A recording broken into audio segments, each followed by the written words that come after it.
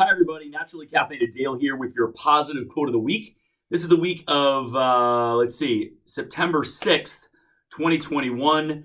And again, your positive quote of the week. Your thought or our topic today is around challenges, barriers, adversity, struggle.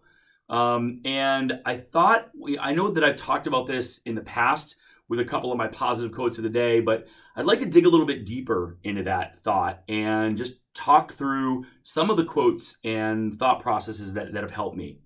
So one of the quotes that I found really inspiring, and I couldn't find a person that did this, was from Anonymous, but the quote is this: it's hard things are put in our way, not to stop us, but to call out our courage and our strength.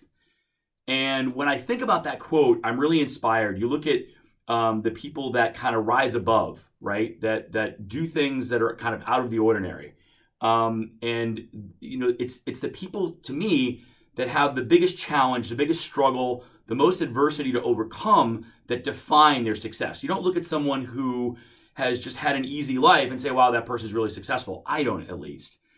I would look at someone who's had the most challenge, the most adversity, the biggest struggles, and still found a way to overcome those to be successful. So, for example, one of the things I like to use, at least for me as an example in that, is a Paralympian, someone who has a physical challenge, a physical disability, and they find a way to go compete and do amazing things. And, the person who only has one leg or one arm, and they find they're lifting weights. They're lifting way more weight than I can lift with a fully functioning body, more or less. But they're really amazing, and they go out and do these amazing things. So again, these people haven't had it easy. They've had to work hard, and they've had a couple of choices. It's a choice to either kind of sit back and wallow in the sadness of not being physically able to do things that other people can do. Or you can say, don't ever tell me I can't do something. I'm going to rise above that challenge, and I'm going to go kick some butt and take some names. And I've seen that happen. I mean, just watching the Paralympics or watching little clips from that has really inspired me to see that and recognize that. Another quote that has a lot of value to me from a guy named Sean Anker, and he said, the most successful people see adversity not as a stumbling block, but as a stepping stone to greatness. Think about that. So we look at the things in our life that are put in front of us, the challenges, the struggles, etc. And it's not about looking at that as a challenge or a stumbling block, but and specifically in this analogy, you can either stumble on that stone or block in front of you, or you can kind of step up on that and rise above and become greater and better. And I don't know, I'm inspired by the people that have come from the most humble of beginnings, had the fewest resources, the most challenges, the most struggle, had to work the hardest to achieve amazing things. Those are the people, to me, that have truly achieved success. I know people that have had a lot of things in their life just given to them, and I'm sure that you may know those people too. And sometimes you can get a little bit bitter, a little bit jealous, maybe. Wow, that guy was born with a ton of money. His family has money. He was born in his, obviously he's just jacked. I mean, he doesn't have to work out. He's super strong and kind of can, tall and everything. And I look at it and I say, wow, I kind of wish I was there. But the things that you're able to accomplish when you're not starting ahead of the game is pretty impressive. And I know that there's even been some discussion about, privilege. And I don't want to dig too deep into that because it's very politicized, both sides of that.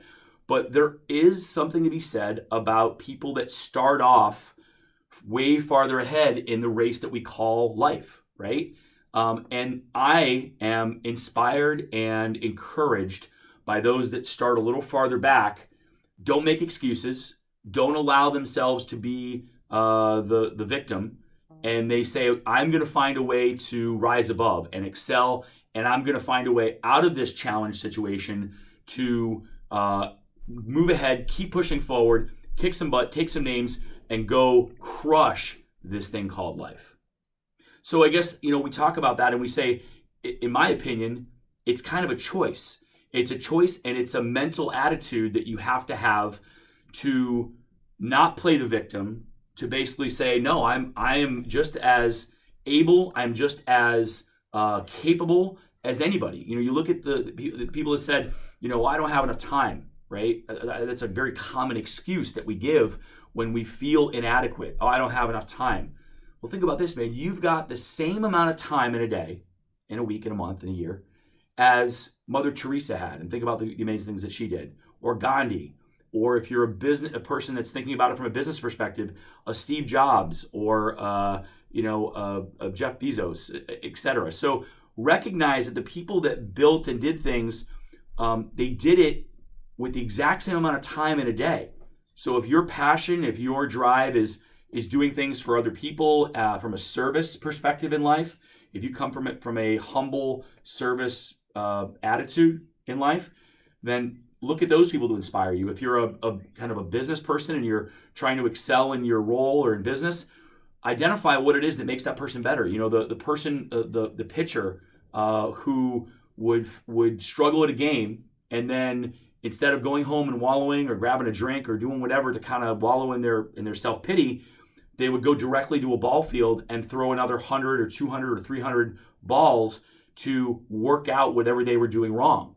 A Michael Jordan that got cut from his high school basketball team and then went on to become one of the greatest basketball players ever. All of these people struggled with things. They all had adversity. So what I would suggest, or what I would encourage you to think about this week, is what is your struggle? What is your challenge? And then what choice are you making? And recognize it is a choice. There's no doubt about it. You can choose to play the victim. You can choose to say, oh, woe is me. Or you can choose to say, what is it going to take for me to improve my situation a little bit, a lot, extensively, whatever it might be.